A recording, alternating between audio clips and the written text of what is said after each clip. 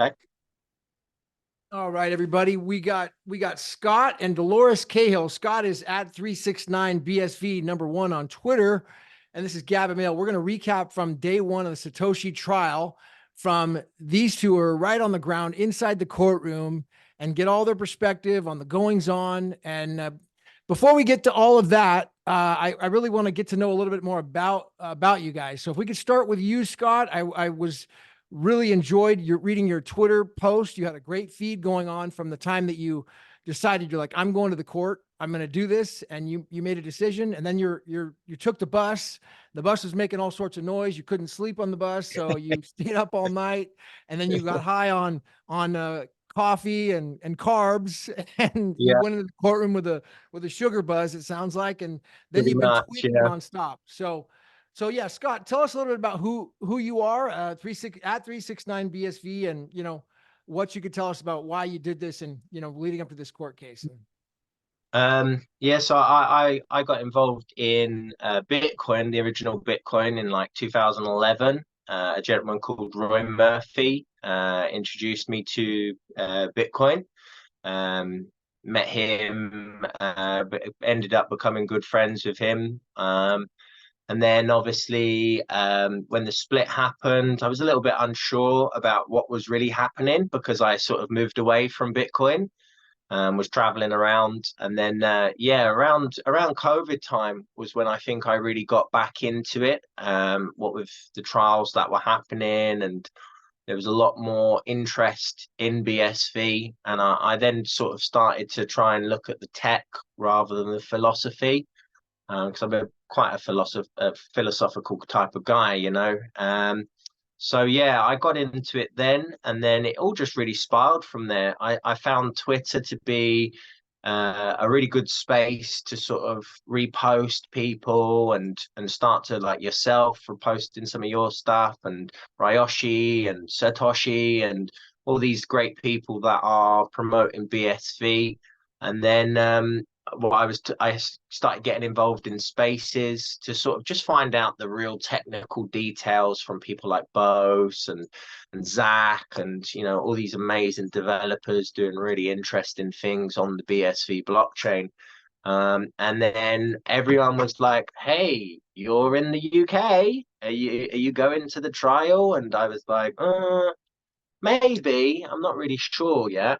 But I sort of got not pushed into it, but it was like a communal thing. I felt like I was going to be able to help the BSV people with the information that I could provide direct from the court case, because at the time I didn't realize there was going to be a live stream.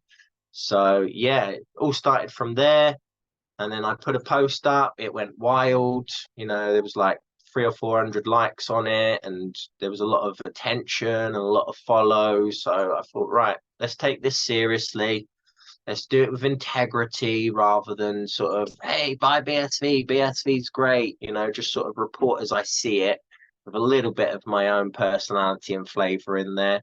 And yeah, I met this lovely lady Dolores at the courtroom. We've been chatting away, met some other cool guys at the chat in the courtroom, and yeah, that's what leads us here today talking to you.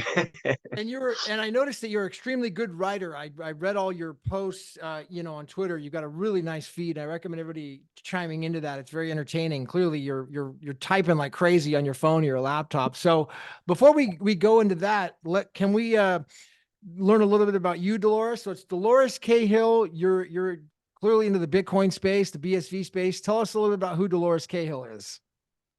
Yeah, so I guess I was lucky enough to learn about the white paper very early on because I was involved in technology. And so I'm a retired professor, and my area of research is around clinical trials. So I was lecturing in business schools and in schools of medicine around law and medical ethics, including consent. So when I read about the white paper, I immediately knew that it had huge implications around data and health data and privacy. So I've been talking about the importance of the blockchain and lecturing about it from almost the beginning. And I'm retired now, a few years. And I found Satoshi we met a couple of years ago, and I brought 10 people to the London blockchain conference. So in the last 2 years or so, I went to 8 countries in November, December. I have a worldwide network because I got to be known a little bit in 2020 around the lockdown. And I've been exercising our inalienable rights to travel. Few people might know me from that. But now I've built a custodian institute, and we have a meeting in March. And I'm going to have a building on blockchain. Yeah, we have a building on blockchain. It's an invitation-only conference. So I have a network of people who are setting up co-ops and enterprises. And we have a reach of a few tens of thousands of people, and I want to connect those entrepreneurs and co-ops in March with the blockchain, building on blockchain community, and I'll be at the London Blockchain Conference in May as well. And how do people learn more about this co-op to be a part of it? Well, at the minute we're piloting 20 co-ops in Britain and Ireland and Scandinavia. And so we'll have the pilot phase will be over in March.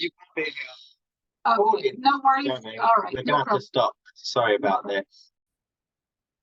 All right, so that's going to be a little bit of a preview for what's to come on the next video with Scott and Doloeres. We're going to go ahead and reconnect tomorrow in the courtroom, live right after the hearing. We're going to do a little more recap right in the presence of the actual big booming court. So that'll be really fun. It sounds like Dolores has some really, interesting background, being a professor, former retired professor, and she's got some startup businesses that are operating on Bitcoin right now. When I say Bitcoin, Bitcoin SV, the blockchain, and it looks like Scott's got an incredible writer. So be sure to follow him on Twitter as well at 369BSV, and you can follow his tweets live from the courtroom.